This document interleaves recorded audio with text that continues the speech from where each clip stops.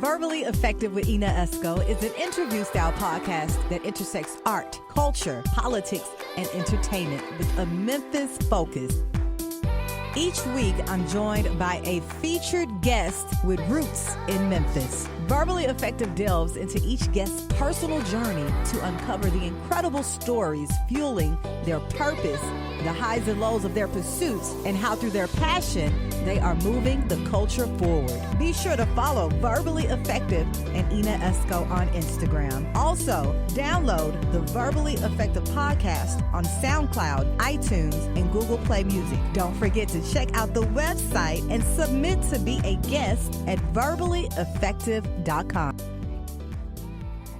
Hey guys, welcome to another edition of the Verbally Effective Podcast. I'm your host, your double E, Ina Esco. I want to send a huge shout out to Spotlight Productions for allowing me to pod in this wonderful, amazing studio. Also, I want to make sure I remind you all to subscribe to the podcast on all streaming platforms and that Ina Esco YouTube channel as well. Well, let's get right into it because I have a beautiful young lady here I recently met at a Bridges event. Yes. They were celebrating this huge anniversary, and she came to the table where I was with my sponsor, We Are Memphis. She is actually a visiting instructor over there at Rhodes College in Urban Studies in the Health Equity Program, and she's also a public health director with a particular program she's going to talk to us about, a doctoral candidate. She has a lot going on, ladies and gentlemen. I'm talking about Andrea Jacobo. Oh, thank you. Yes. I said it right. You did. See, look at that, all that prep. Yes. How you doing, lady? Good. How are you doing? Thank you so much for having me in your podcast. And thank you. I'm super excited for our conversation. Yes. And look at that, how going into the community, we come together and look where we are. Like definitely. A couple weeks later. A couple of weeks, literally. Now, where are you originally from, Andrea? I am originally from Miami. I grew up in Hialeah. My family's from Dominican Republic. So I also consider myself Dominican American, where someone would say, oh, where are you from? I was like, I'm Dominican. But, when you leave Miami's a whole different world down there where there's so many different cultures and a lot of people are foreign born. So when they say where you're from, you're really representing the country where your parents and family's from. So wow, I didn't know that. Yeah, so it's interesting when people ask me that question, where are you from? I'm like, well, I'm from Miami. My parents are Dominican. I identify as Dominican mostly, but I live in Memphis and I lived in California. And so I'm like a part of the world. Wow. So you lived in Miami. How was it? See, I've gone to Miami quite a few times. I love South Beach. I mean, I'm only in the touristy section. Yes. But how was it actually growing up in Miami? So it's interesting. I grew up on the west side of Miami. So if you look at Miami, half of it is the Everglades. And so I was on the west side of Miami. And you really are just in your own community, mostly Spanish speaking. And where I grew up in Hialeah, it's the signs say we speak English here. It's when I actually went to high school, I went to this high school, North Miami Beach Senior High, and that's closer to the beach. That's 2 to 3 miles from the beach, and that shifted my perspective of Miami. I was able to go to the beach a lot more often when the beach was like once every year or 2 times a year, even though I would live there. Wow. Yeah. Why is that? Well, it's because the proximity, and also I come from a working class, lower income community that it was a treat to get to the beach because it would take about 30 minutes from where we were, but also the traffic, the painting down there, and like for food. So it was always like for spring break we would go all the time, or like either at the end of the year or birthdays. It was always a special moment. Really? Like if I'm like, I would say if I'm from Miami, I would be at the beach every day, but right. That's amazing. Thank you. So the water and the ocean really resonates a lot for me. So Memphis stayed on my list of places to live because although we can't get into the Mississippi River, you can see it. So I have access to some sort of body of water, because that's really important to me. Water is important for me as well. What's your sign? I'm a Gemini. So you a Gemini. I'm a Gemini. Look, I'm a Pisces. Ooh, and that's my rising sign. Yeah, look at that. Look, Okay. I gravitate to water. I have to see it. I have to see an ocean at least once a year, if not more. I grew up in a city called Beaumont, Texas. It's not far from the Gulf Coast. Yeah. So we would grow up, go to the beach all the time. Yeah, so you seafood. know. Yes, I have to have water. You have to have water. Yes. Oh, I thought you were from Memphis. Not originally. I'm a transplant, but they say I'm from Memphis, though. Yeah, once you come to Memphis and you really get connected with the community here, it's They like, you from Memphis. You from Memphis. We're Maine. claiming you. Maine. Now, you said that Memphis was like always on your places to go. So how did you get here? Oh, so that's a really good question. That's actually what started my career. Memphis gave me the opportunity to start my career in public health. Really? Yeah. So my background's in exercise physiology. I graduated from University of Miami. And this was around 2014 that I was working for Equinox, which is a high-end gym line, like, people were paying sessions $110 per session to train with me, working with them on their exercise, their physical activity, their nutritional habits and stuff like that. And I said to myself, well, these are the people that have the resources, and this is actually not really what I want to do. So I asked a friend, I was like, hey, I'm looking for a job. I was going to ask her for a bar, because like at the bar as a server. And she's like, wait, someone we know has a position in Memphis as a research assistant at UT Health Science Center. And I'm like, well, I'm going to try to apply. And so I applied, and it turns out that the person was my former supervisor for my internship. Perfect. So that's how I got here. I started working as a research assistant within the Le Bonheur Children's Hospital, as working as a community translation, research translation educator. I helped develop some of the nutrition and physical activity programming for their diabetes prevention program for youth. Did you enjoy doing that work? My God, that was what I wanted to do. Yeah, when you get into the warm like a warm bath, and you're like, ooh, I can stay here forever. That's exactly how I felt. But leadership always shift things around. It's not really that you leave the job because you don't like it, so you leave the people. And so what ended up happening there's a lot of challenges with the leadership. So I shifted within UT. I stayed, and I went to UT Extension, and I was a community health agent. So that transition was 2014, when nothing was happening in downtown, and not downtown, medical district, nothing was happening. And then transitioning to 2016, I was already in my master's program at University of Memphis. I was able to get benefits from school with UT Health Science Center.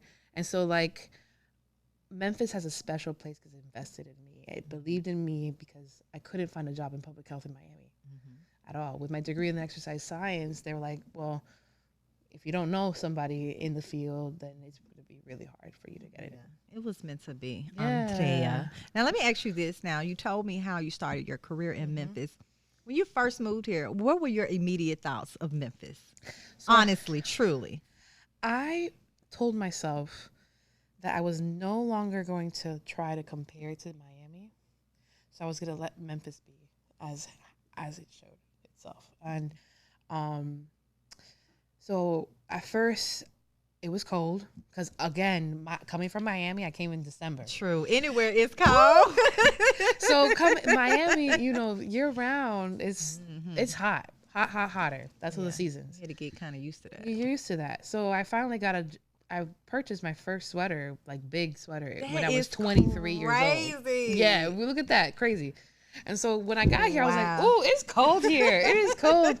And then at the same time, I'm like, "Wow, that there's a lot of brown buildings," and but at the same time, I felt that there was some energy here that was different, and that the people were different. They were so welcoming, and Latinos are really, and Latinos and people from Miami are really open and welcoming, but there's something different about here in Memphis. And so what really attracted me for Memphis in general was the people, like what I was able to connect to, and that every person that I met had some sort of passion or drive to make this city. It's the grit and grind city, baby. It is. It really is. And that sense of grit is contagious.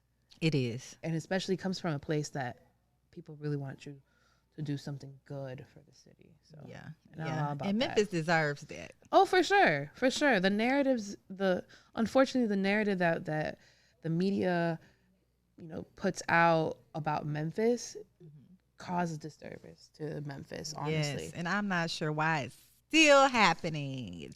You already know, like the powers that be. Hey, the Okay. powers that be. Yeah, that's for sure. Wow. Now let me ask you this. Was it easy to connect with your Latino community when you first moved to Memphis? Were they easy to find? Well, so interesting. The part of the reason why I came was to work with the Latino community here. And so it wasn't as challenging because I was focused in that role. However, the way that I would get connected to the Latino community here was through families, because I was servicing families then. So it's different, meaning that I would have to go to Roomba Room to experience more of the cultural but young professional feel, and this is what really shifted things for me, because I around 10 months after I moved here, I wanted to leave Memphis. Why? It was because of my job. Okay. The leadership. The leadership was really challenging, and I was working 60, 70 hours a week. What? Ooh, I can write That's a story too about that. much. I can write a story about that. Ooh, that's for another podcast. Okay. But it wasn't until I did a leadership program with Latino Memphis, and Latino Memphis really showed me leadership Memphis, new Memphis, exposed me to Bridges. Actually, that's when I first went to Bridges, did their high ropes thing and their rock climbing wall. And it was through that connection, I was like, ooh, I need to stay here a little bit longer. And then I found my dog too, shortly after that. So, oh, wow. So, and he came around like a form of community. This is another thing, like the sense of community in Memphis. Like, I'm a cat person, so I have a cat at home too. And my dog, I found him on the street. He was about to get run over, and someone stopped with me, and she gave me everything I needed to help bring this dog to, good health. And that when that happened, I was like, oh, Memphis is special. I'm here to stay. So with all those different elements of like having that leadership program and having that sense of community at the personal level, it made me say like, okay, let me just ride this wave. God, you know the way. You told me, you brought me here. I'm here. Let's figure this thing out. And this is my second time moving. Why? Because I heard you say you moved to California for a while. How did you get to California? So, I think there's a theme here is that leadership needs to shift. That's the resounding message from my verbally effective guests. It's leadership in these programs, but they don't go nowhere for some reason. Okay, so girls, come on, California. Another podcast about leadership. We have so many ideas coming through. So I got my master's in public health, and I was already in a position that I was doing above what my job description was. I was working with folks that were already our specialists, and they were creating curriculum and creating programs, and I was supporting that as an agent, or I was. And when I got to the point that I was like, okay, I want to become a specialist, or I'm interested in that. Unfortunately, what my response was, get a PhD or go to another university. Mind you, the specialists the requirements to have a master's degree. Which you already had. But because I didn't have a master's degree in the specific field that they were asking for, though a public health degree is actually what's needed in this position to really do the things that we're trying to do, I was like, okay, well, this is, again, a sign from God. And that's when I started to apply. I applied everywhere. Berkeley, I'm at UC Berkeley School of Public Health, and they're the ones that kind of accepted me and provided some funding. And I was like, okay, well, I always wanted to come to California. I had this like desire to go to the West, like every person does. Like, More beach, Golden Coast, and all this different West things, Side. and West Side, and all these ideas, right? Yes. And so I went to California, and went to the Bay Area. Bay Area. How long were you there? I was there from 2019, fall of 2019, all the way to actually January of 2022. During COVID, you were in the Bay Area. Oh my God. It was so it was challenging. And at the same time, being in public health, we really got boots on the ground and tried to shift things right away when COVID broke out. I knew something was happening prior to everybody shutting down. How did you know? December of 2019, I saw this article about there was a virus happening in your field of study. You know that you know. Okay. Yeah, and also because I'm always reading about things. I'm always trying to putting things together. And so when I saw the article, and I was like, oh, this sounds very familiar. Did you ever watch Contagion right? So yeah. I watched Contagion in 2015 as a part of my epidemiology course. I watched it during COVID though. I know everyone did because it was like number one on Netflix. We wanted to know what's going to happen. I had that was one of the first films I saw, and after that film, I was like, oh, there was such a deep feeling. Back in 2015, I couldn't watch anything or do anything after that. But anyway, I digress. What happened in Contagion was what was happening in real life, and that's what I said to my former partner. I was like, look, there's some Contagion shit happening right now. And I don't know, but this seems kind of eerie. And this is December of 2019. By February 2020, there was a state of emergency by San Francisco, which was the first city. I remember. First city that declares it. And because we also had one of the first cases. And that's when things shifted for me. I was supposed to go to Nicaragua to do a physical activity nutrition program.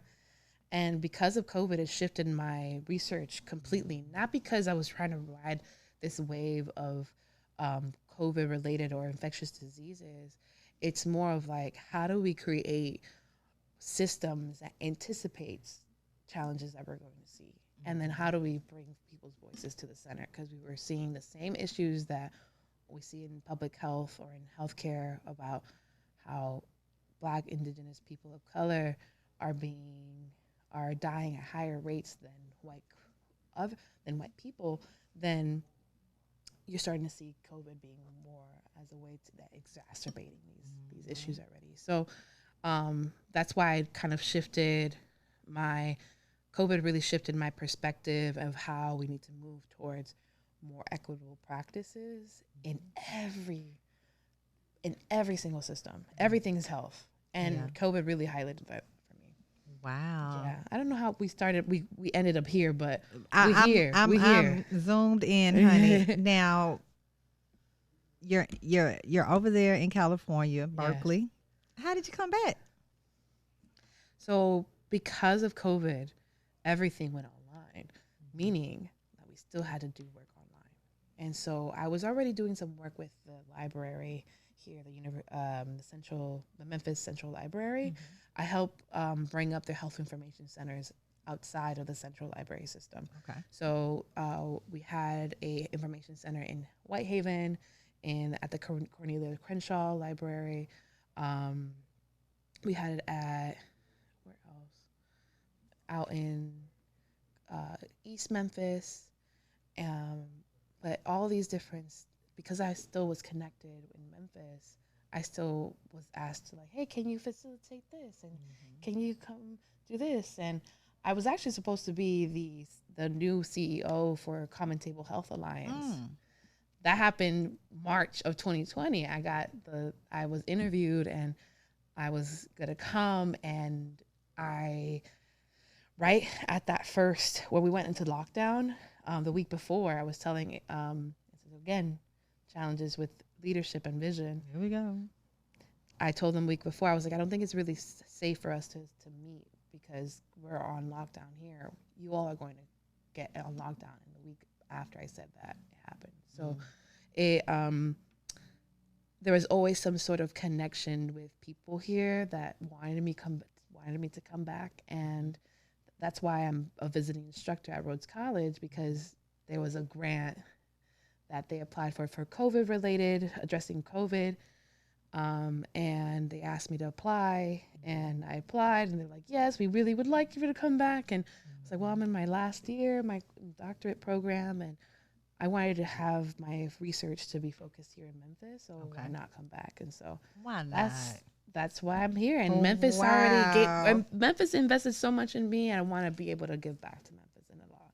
That's beautiful. That is really beautiful. Are you enjoying your time at Rhodes? Yeah, I love the students. Today I teach on Tuesdays and Thursdays, so I just came from that right now.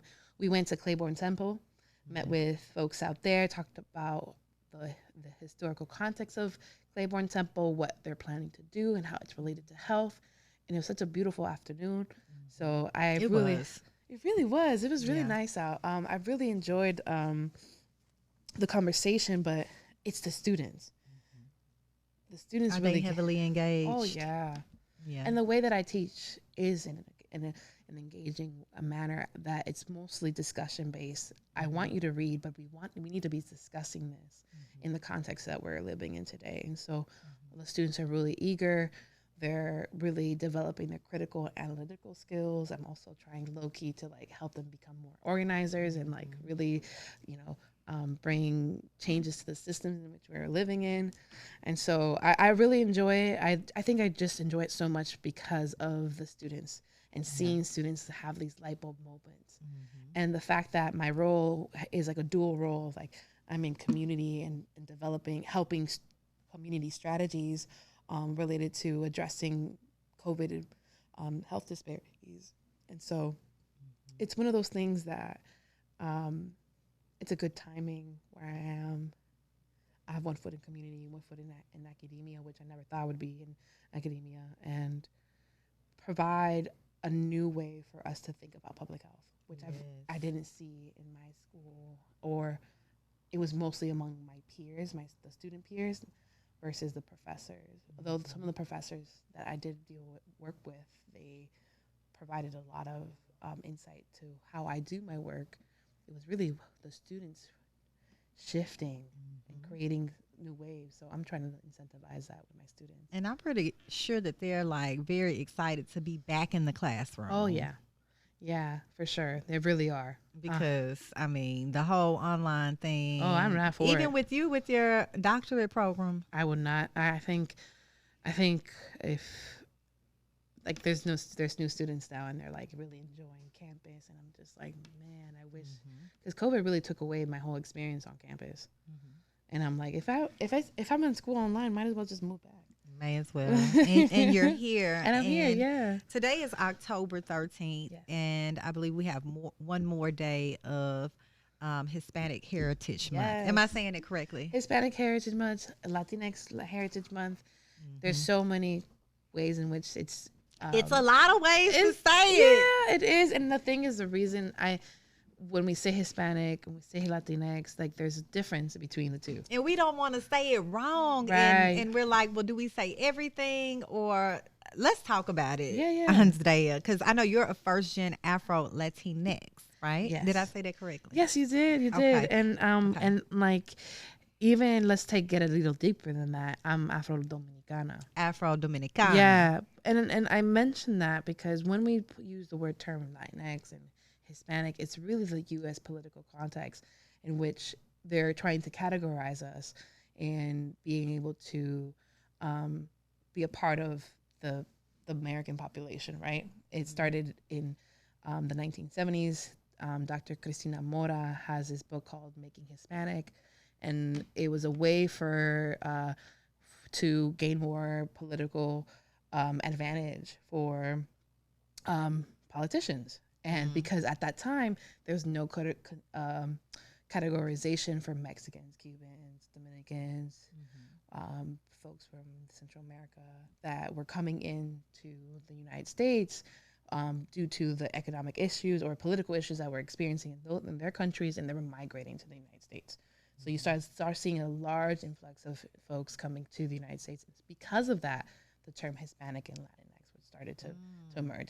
There's so many contentions with the term, because when a person, let's say if we're doing research or even the census, we're filling it out, and this person comes to the United States as just a newly migrant, or a person that grew up in their respective countries, when they are asked to fill out the box, it's so challenging because they don't know what to put. They don't know what to put.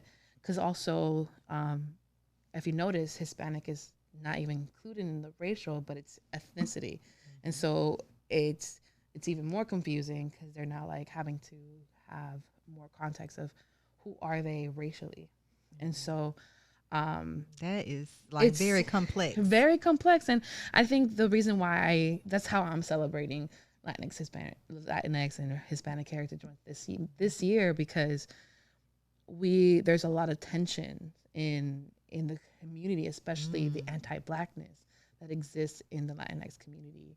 And there are so many Afro-Latinos, and that their narrative does not get elevated because the mainstream has a specific way in which Latinos should look like. Oh, wow. How long have we been celebrating Hispanic Heritage Month? I don't know how long, but I do know it's the reason why it's between September 15th and October 15th. Why is it cut into 2 months? I'm like, that's weird. Because we're, right before election? I guess so. No, but also the reason why though is because a lot of Independence Days from different countries are celebrated in the first during that time. Like I know Guatemala, Honduras, a lot of different countries celebrate their Independence Day between the 15th of September to October, and so they just decided to put it then.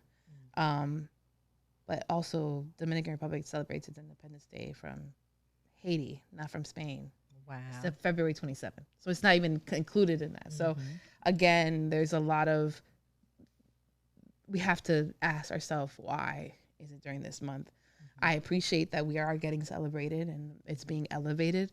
At the same time, I know that there is a different narrative that needs to be shared. Definitely. Now, what is the percentage of Hispanic culture here in Memphis? In Memphis, it's less than 10%. Is it? Yeah, because of what's being counted. Again, there's so much when we do these data points, or we collect information about who's living in our communities. We're really losing a lot of data because of how the political system in which we're living in. ICE has done a number of raids throughout Memphis, large ones, within the workplace, within apartment buildings. So people are not as trusting to share their information. So I don't blame them. Yeah. So I say less than 10%, but really we should be around like 13, 15%. I'm seeing more of that. Right. I'm seeing way more than 10%. I'm sorry. Yeah, exactly. And so the fact that you are seeing it highlights to me that we are not counting everyone who lives in Memphis, at least. Wow. That is very interesting to me, lady. Well, since you've been here in Memphis, and I know that you focus on urban studies, what have you noticed about Memphis that, you feel that needs to be changed from an urban studies standpoint? Like at the top of the list. Ooh. You want to take the elephant in the room? Let's go. Do you see all the development that's happening right now? Especially downtown? Downtown. I think that's the biggest thing. We are faced right now. We're at a point that the level of gentrification that's happening is not exacerbating so much that's displacing so many communities right now. I think that's going to be an issue 2 years from now, 3 years from now, if we do not center community in the process. Even Uptown, how it's created, how it was formerly Greenlaw, and it's been changed, and the name was changed, and there's, and I know Heritage Village was taken, where was knocked down, and then people were moved to different parts of the city, and I think that right there in urban studies needs to The change. food deserts. The food deserts. Right Oh here. my God, that's just layers on top of layers. The redlining that was done, that also created this investment in each community. I know that there's a lot of work that's being done by community members, by community organizations that are really driving that. So Let's look at the leadership. well, yes, isn't that something? Isn't that the theme for sure? Yeah. Definitely look at the leadership. And I mean, there are people who are doing great work in the city, and there are people who are also doing work to benefit their own agenda. Always. And I think that we can be Atlanta without having to be Atlanta. I think we could be DC without having to be DC. I think we could be a lot of these chocolate cities that could maintain as a chocolate city without having to displace people, right? So, and I mentioned DC and Atlanta just because now that the recent, I don't know if you saw that recently that the majority are mostly white people in the core of Atlanta. Oh, it changed. It changed. That's what I read online, that the census shifted though, and also disclaimer, the 2020 census. Some BS. Oh yeah, because COVID, Yeah. we know COVID changed things, so we can't really rely too much on the census from the 2020, but it just highlights that the demographics are shifting, and it's due to the gentrification. It's definitely shifting. And I think people don't like the way it's shifting. No, because the culture's still there. The soul is still there, but the people are not there. Yeah. So it's a very extractive model. And so I think that's one of the ways in which I'm trying to make sure that we are shifting that. There are people who are doing that. They're shifting things. I just think that we need to elevate that a little bit higher. Well, Andrea, if there's anything that I can do to help in the elevation, let me know. Oh, I would thank love to you. help in any way, seriously. Yeah, Because definitely. these are some of the things that stay on my mind at Right. night. We kind of talked about that when I met you. So if there's anything I can do to help, just let me know. I think this is one of the ways in which, you're bringing conversations to people who may not be thinking about this in their day to day. I would love that. The way that I've been trying to shift myself into this work is doing cultural strategy, using the arts, using yoga, using wellness, using all these different ways in which it's really innate in us, like the way that we relate to one another, the way that we come together as a community. It is different. It is, and what ways in which we can elevate what's already been passed down by generation to a way for us to create our future. Definitely. Wow. I wish we had more time, lady, but I truly appreciate you for coming on the podcast today. How can a verbally effective audience follow your amazing journey? Thank you. You can follow me on IG or right here. You can follow me on Make Way for Dre. That's my IG name. I've had that same one since 6th grade. Okay, 6th grade IG. Well, not the IG, but the screen name. The screen name. You can follow me on Make Way for Dre. Also on LinkedIn, on Andrea Jacobo. Facebook, Andrea Mar. I'm still on. I'm on Twitter, but I'm not that active. But you can still follow me _ Andrea Jacobo. Why are you not that active on Twitter no more? You gotta watch what you say now on Twitter. No. It's just I never really used it. Okay. I'm one of those millennials that still haven't really adopted it. Oh. Yeah. I got you. I love Twitter. Twitter's cool. My sister loves Twitter. She always on Twitter. She's like, she a little older. Yeah, she's 4 years older, and she's like, when I sent her videos on IG, she was like, "Yeah, I saw that on Twitter 2 weeks ago." Twitter where it's at, sweetheart. Yeah, I know. So I gotta get to it. Well, Andrea Jacobo. Look, I'm just really struggling. No, don't worry. With the J. Jacobo, I really appreciate you for coming on the podcast Thank you so today. much. You have enlightened us today. Thank you so much. On some of the key issues that we have here in Memphis, especially from your heritage, right? Yeah. So I feel like we need a part 2. And there's more to come. Yes, I'm working on a couple of things. So Yes. I would love to. Holla at me, honey. Thank you so much, Andrea. And thank you all for checking out another episode of the Verbally Effective Podcast. Please subscribe on all streaming platforms. Follow this amazing woman right here. And also add us on the Ina Esco YouTube channel. Thank you.